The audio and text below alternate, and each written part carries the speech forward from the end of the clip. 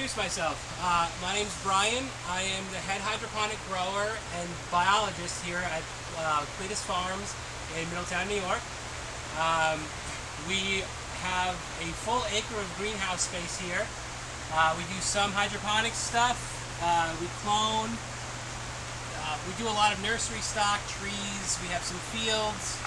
So here, I'm just going to introduce you to some of the stuff that we do here. This is propagation, replication of some of the plants that we grow here on the farm. Most of these are perennials. They're all soft cuttings. We heat the greenhouses to keep the plants growing in the wintertime. Everything that's not heated typically goes dormant on us. So here, these are Aeroponic Cloners. So this is a hydroponic system.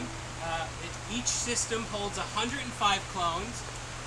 I'm not sure if you can really see in here, but there's water spraying from a fuel rail across in a cross pattern that hits the bottom of a stem and inspires root growth. I'll show you what I mean in a second. This allows us to copy plants at 105 apiece. So we have a total of 1,600 or so plants going at all times. They stay in the system for about 2 to 3 weeks. By that point, we transplant them. We do supplement lighting. These are T5 lights. They're low energy, high output lights. We find that they're the most efficient for us. It gives us a nice spectrum for plant growth.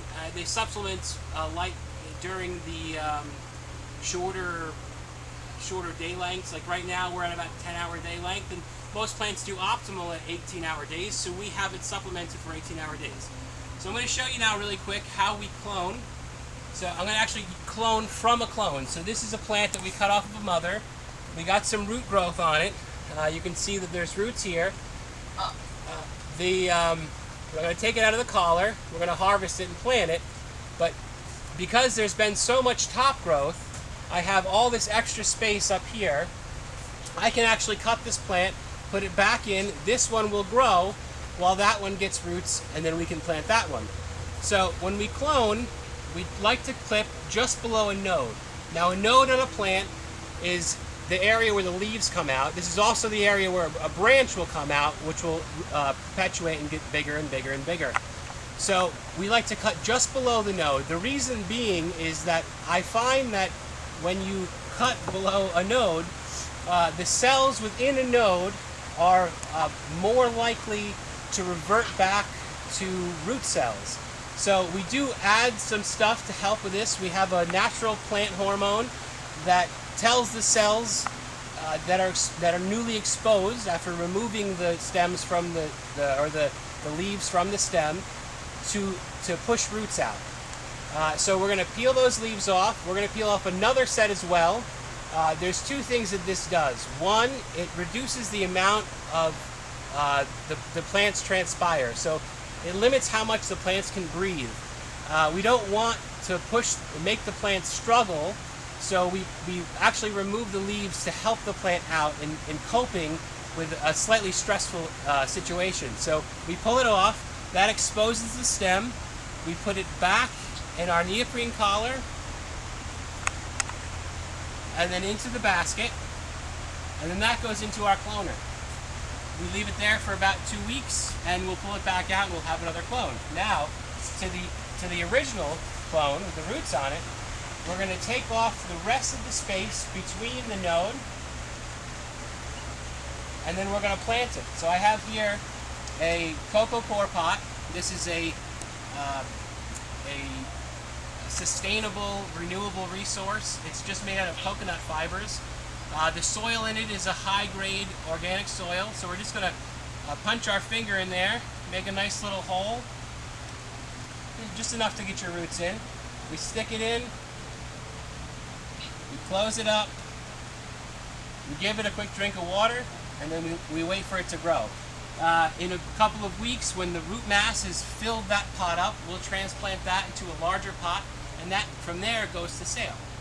Now, I mentioned before the chemicals that we use to inspire root growth. We use a natural plant hormone. We use some B vitamins and amino acids. The B vitamins help the plant with stress. When you cut a plant, it stresses the plant out, like if we got cut. The B vitamins help the plant recoup naturally, and I do add a little bit of nutrients. However, we're not trying to grow these plants in here, we're just trying to root them. And if we push too much top growth using too high nutrients, it won't push any roots, and we'll get a nice tall piece with 0 roots. That's about it for our cloning. Do you have any questions? Okay, so we have questions for just the cloning. Yep, we're going to call people over.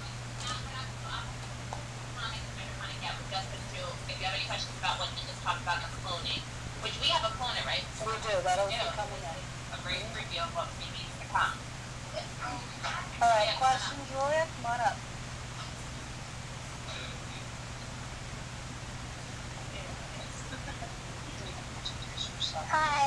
Hi, Hi. I'm Julia. Hi, Julia. Does it take more or less time to clone than the original? Well, one of the reasons why we like to clone from our clones is because all the growth that we're cutting is new growth. So new growth is soft growth as opposed to hard growth. So if you look out on a tree and you see a branch, the branch that's hard growth. The leaf at the very end, you'll see how the leaf is green, and there's a stem that comes off the leaf, and you can see that's still green. That's a soft cutting. So if we take soft cuttings, we can get them to root faster. You can root something that is a harder cutting. It does take a lot longer though, and the success rate isn't as high. So yes, if cutting from the clone does root faster, and we do have a larger plant, like let's say if we were opposed to like going to seed. If I was seeding these things out, it would take much longer to get them to this stage, so cloning is optimal. Oh. Good question. Good. Another one? Another question?